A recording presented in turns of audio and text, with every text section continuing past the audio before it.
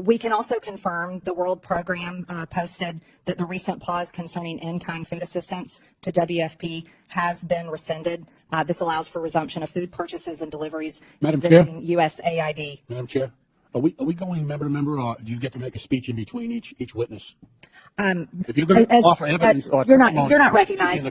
You're not recognized. It's my time. I now recognize myself for 5 minutes of questions.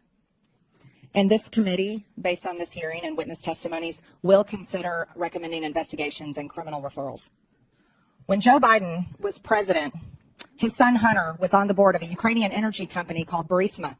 The prosecutor general of Ukraine at the time, Viktor Shokin, was investigating Burisma for corruption. Biden threatened, and it's on video, to withhold $1 billion of USAID grant to Ukraine if Shokin wasn't fired. Mr. Primorak, is USAID supposed to be used as leverage by a president to protect his son? No, we call that corruption. Mr. Primorak, in your estimation, roughly what percentage of USAID funding is doled out to bad actors or to efforts that don't have the best interests of Americans in mind?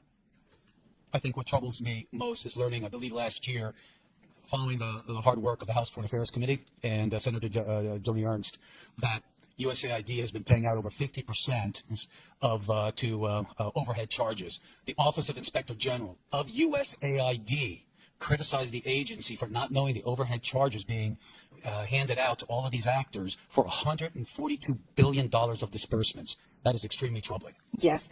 Mr. Primorak, Samantha Power, Biden's USAID administrator, openly spoke about her agency's efforts to promote democracy around the world. In your estimation, Mr. Primorak, is that what she was doing? If not, what was USAID doing during the Biden administration?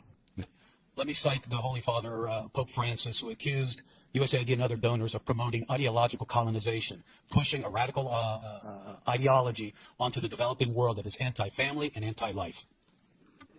It has been asserted that USAID spent tens of millions of American taxpayer dollars to promote propaganda in Brazil in the lead up to the Bolsonaro-Lula election in 2022.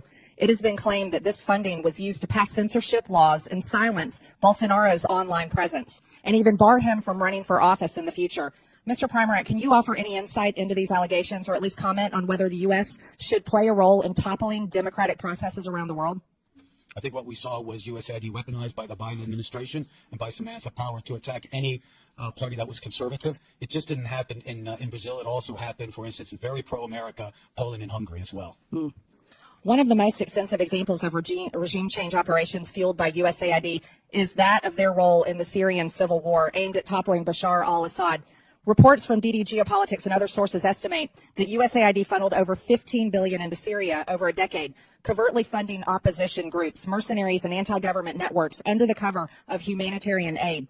This included support for militant factions and propaganda efforts, often in collaboration with the National Endowment for Democracy. The operation culminated in Assad's overthrow in 2024 by Western-backed groups, with USAID's financial trails documented in congressional budget reports and criticized by Syrian officials as interference masses assistance.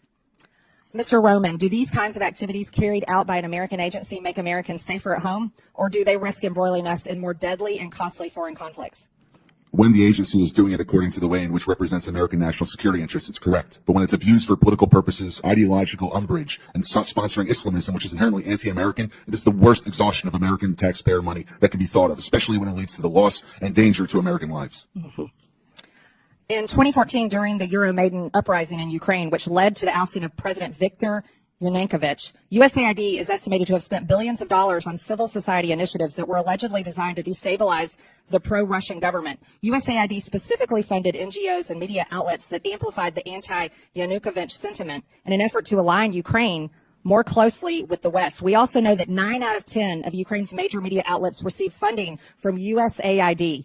Mr. Roman, should Americans' tax dollars be funding propaganda? When it's pro-American propaganda, yes. But if it's supporting another regime which is inherently anti-American, no, it should have no involvement with that, which is the pattern we've seen under the Biden and Obama administrations. Thank you. I now recognize the ranking member for 5 minutes. All right. Well,